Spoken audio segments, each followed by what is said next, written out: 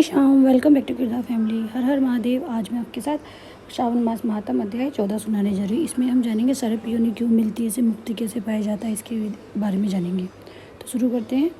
श्री सदाशिव ने श्री सनत कुमार से कहा, हे महामुने, श्रावण मास के शुक्ल पक्ष की पंचमी तिथि को जो कुछ करना चाहिए उसके संबंध में अब मैं बताऊंगा।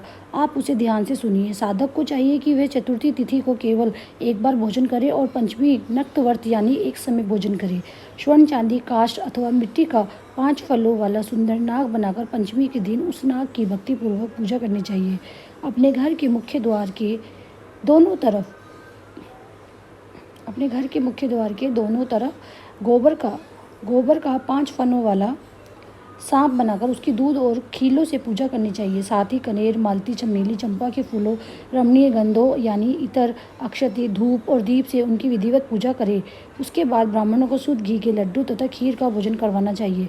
इसके बाद अनंत, वासुकी, शेष, पद्मनाम और कंबल, कर्कोटक, आशु, धृतराष्ट्र, शंखपाल, कालिये तथा तक्षक, इन सब नागकुल के अधिपतियों को तथा इनकी माता कद्रू को भी हल्दी और चंदन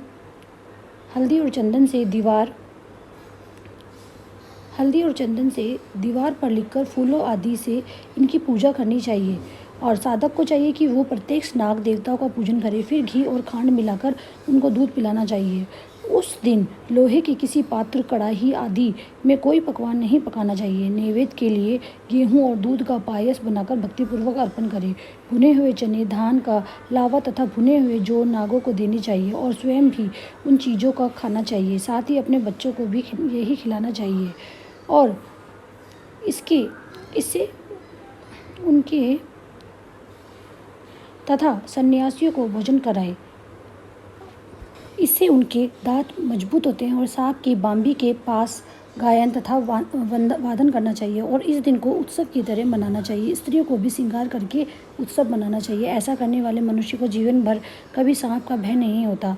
भगवान श्री सदाशिव ने श्री सनत कुमार से कहा, हे विप्र, संसारिक जीवों के हित की कामना से आपसे कुछ और भी कहूँगा। हे महामुने, आप उसे ध्यानपूर्वक सुनिए। हे वत्स, नाग के द्वारा डसा गया मनुष्य मरने के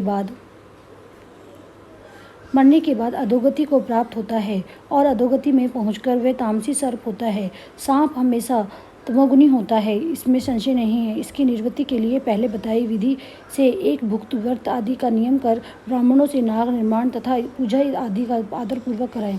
इस प्रकार 12 मासों में प्रत्येक मास में शुक्ल पक्ष की पंचमी तिथि को इस व्रत का अनुष्ठान करें और वर्ष के पूरा होने पर शुक्ल पक्ष की पंचमी को फिर पूजा करनी चाहिए। नागों के निमित्त ब्राह्मणों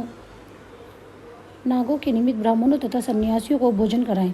किसी पुराण ज्ञाता ब्राह्मण को रतन जड़ित सुवर्ण में नाग को और सभी उपस्कारों से युक्त और तथा बछड़े सहित गो प्रदान करें। दान के समय सर्वव्यापी, सर्वगामी, सब कुछ प्रदान करने वाले अनंत नारायण का स्मरण करते हुए ये कहना चाहिए कि हे गोविंद, मेरे कुल में अगर कोई व्यक्ति सर्पदंश से अधोगति को प्राप्त हुए हैं, वे मेरे द्वारा किए गए व्रत तथा दान से मुक्त हो जाएं। ऐसा उच्चारण करके अक्षत युक्त तथा श्वेत चंदन मिश्रित जल वासुदेव के समक्ष भक्तिपूर्वक जल में छोड़ दें। हे मुनि सत्तम, इस विधि से व्रत के करने पर उसके कुल में जो भी सभी लोग सर्प के काटने से भविष्य में मृत्यु को प्राप्त होंगे या पूर्व में मर चुके होंगे, वे सब स्वर्गति प्राप्त करेंगे। साथ ही हे कुलनंदन, इस विधि से व्रत करने वाला अपने सभी वंशजों का उद्धार करके अप्सराओं के द्वारा सेवित होता है, वह शिव सानिध्य प्राप्त करता है। जो मनुष्य इस व्रत को जैसे बताया है उसी के अनुसार करता है और उसको इस व्रत के सभी फलों की प्राप्ति होती है। जो मनुष्य श्रावण मास शुक्ल पक्ष की पंचमी तिथि के दिन भक्ति तथा श्रद्धा से नक्त व्रत करते हुए फल, फूल आदि उपहारों से नागों को, देवों को पूजन करते हैं, उन पर मणिकिरण भूभूषित सूर्य के संपर्शन होते हैं। इससे विपरीत मकान का दान या प्रतिग्रह लेने वाले संसार के समस्त दुखों को भोगते ही हैं और मृत्यु के बाद उनको सर्प योनि की प्राप्ति होती है। हे विपेंद्र, जो लोग नाग की हत्या करते हैं उनके यहाँ अगले जन्म में पुत्र नहीं होते या होकर मर जाते हैं। स्त्रियों के प्रति कृपणता से सभी प्राणी की सर्प योनि होती है। वे लोग जो दूसरों की धरोहर अमानत हजम कर जाते हैं या मिथ्या भाषण करते हैं और वह भी सर्प योनि जाते हैं। जो मनुष्य किसी भी कारण से सर्प योनि में जाते हैं, उन सभी की प्रायश्चित प्रायश्चित के लिए ये उत्तम उपाय कहा गया है। जो लोग धन की कंजूसी त्याग कर नाग पंचमी का व्रत तथा अर्चन करते हैं, उनके कल्याण के लिए सभी नागों के अधिपति शेषनाग तथा वासुकी हाथ जोड़कर प्रभु श्री हरि से तथा सदाशिव से प्रार्थना करते हैं। तब शेष और वासुकी की प्रार्थना से प्रसन्न हुए परमेश्वर शिव तथा भगवान विष्णु उस व्यक्ति के सभी मनोरथ पूर्ण कर देते हैं। वे नागलोक में अनेक प्रकार के सुखों का उपभोग करके बाद में उत्तम वैकुंठ अथवा कैलाश में जाकर शिव तथा विष्णु का गण बनकर परम सुख प्राप्त करते हैं। हे वत्स, मैंने आपसे नागों के इस पंचमी व्रत का वर्णन कर दिया है। इसके बाद अब आप अन्य कौन सा व्रत सुनना चाहते हैं उसे बताइए।